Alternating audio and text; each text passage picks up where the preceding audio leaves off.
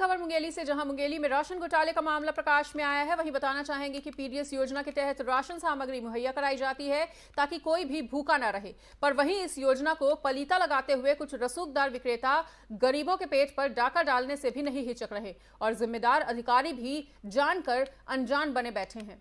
इससे तो यही प्रतीत होता है कि विक्रेताओं के साथ साठगांठ करते हुए पीडीएस योजना में धांधली की जा रही है।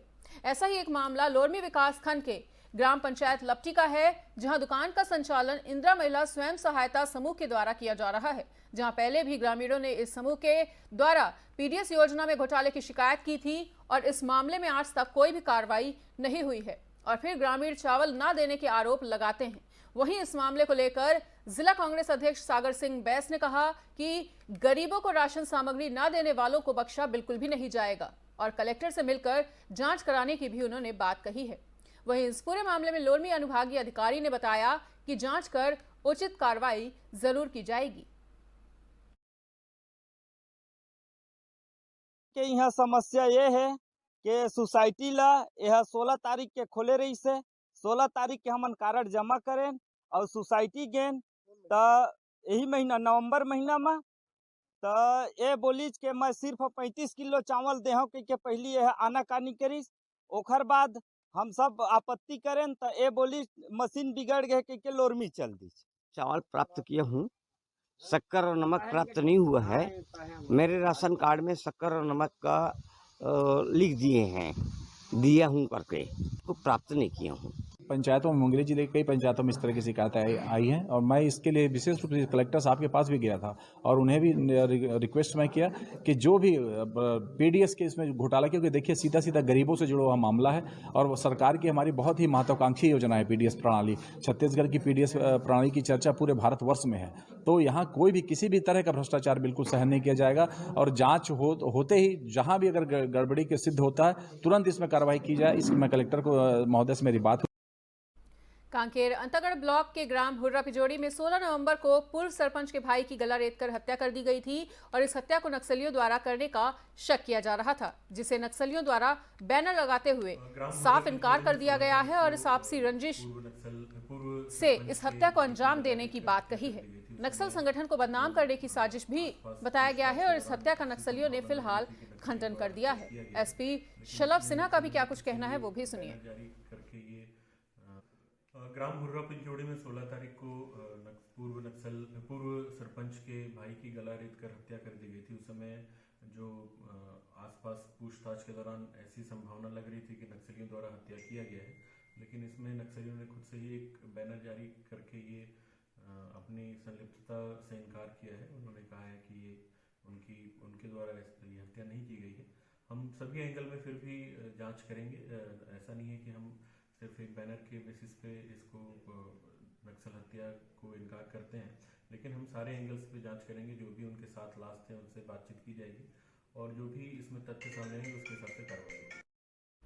मध्य प्रदेश के मुख्यमंत्री शिवराज सिंह चौहान द्वारा अवैध मादक पदार्थ का व्यापार करने वाले ड्रग माफियाओं के विरुद्ध प्रदेशव्यापी अभियान चलाया जा रहा है, जिसके अंतर्गत उज्जैन जिला पुलिस और क्राइम ब्रांच ने अवैध मादक पदार्थ विक्रेता के विरुद्ध सघन चेकिंग अभियान को चलाया और 2 ड्रग माफियाओं को गिरफ्तार करने में सफलता प्राप्त की।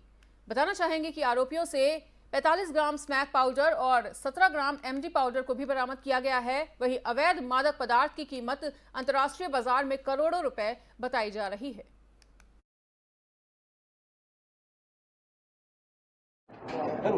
माफियाओं को लेकर उज्जैन पुलिस और क्राइम ब्रांच को लगातार सफलता मिल रही है। आज भी बड़ी कार्रवाई सामने आई है, क्या करें? जैसा कि आप जानते हैं, माननीय मुख्यमंत्री जी के निर्देश पर पूरे प्रदेश भर में शराब माफिया, नशा माफिया, ड्रग माफिया के विरुद्ध लगातार कार्रवाई के निर्देश दिए गए हैं। उसी अनुक्रम में हमारे यहाँ कार्रवाइयाँ चल रही हैं और कल एक बड़ी कार्रवाई क्राइम ब्रांच की टीम और थाना महाकाल की टीम ने संयुक्त रूप से कार्रवाई करते हुए 2 आरोपियों को पकड़ा है, जिनके कब्जे से 45 ग्राम स्मैक और 17 ग्राम MDMA ड्रग्स बरामद की गई है, जिसकी अनुमानित कीमत 4.5 लाख के आसपास है।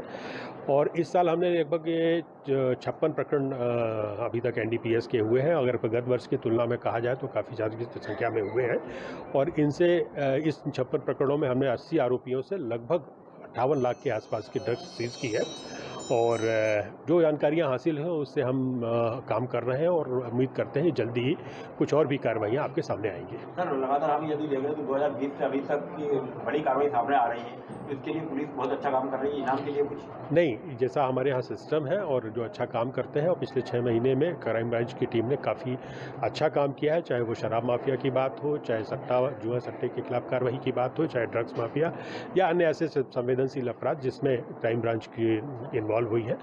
और इनके अच्छे कामों की हम हमेशा से ही सराहना करते रहे और इनको उचित पुरस्कार भी मेरे स्तर पे और जब आवश्यकता पड़ी है तो मेरे वरिष्ठ स्तर पे आईजी साहब के स्तर से भी रिवार्ड दिया जाता है। मध्य प्रदेश में गोस्वामी समाज समाधि स्थल अभाव से जूझ रहा है और जो है वो भी सुरक्षित फिलहाल अभी नहीं है, जिसके चलते राष्ट्रीय गोस्वामी युवा फोर्स द्वारा महंत प्रकाशपुरी महाराज के सानिध्य में खजूरी सड़क को जाम करते हुए थाने पर प्रदर्शन किया गया और आंदोलनकारी तब तक नहीं हटे जब तक तहसीलदार द्वारा लिखित में आश्वासन नहीं दिया गया।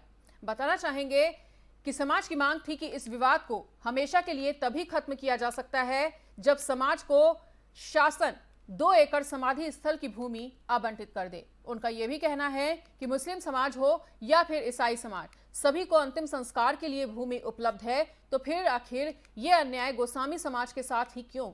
वहीं मांगे उचित थी, इसी के चलते प्रशासन को तुरंत मौके पर आकर निराकरण भी करना पड़ा।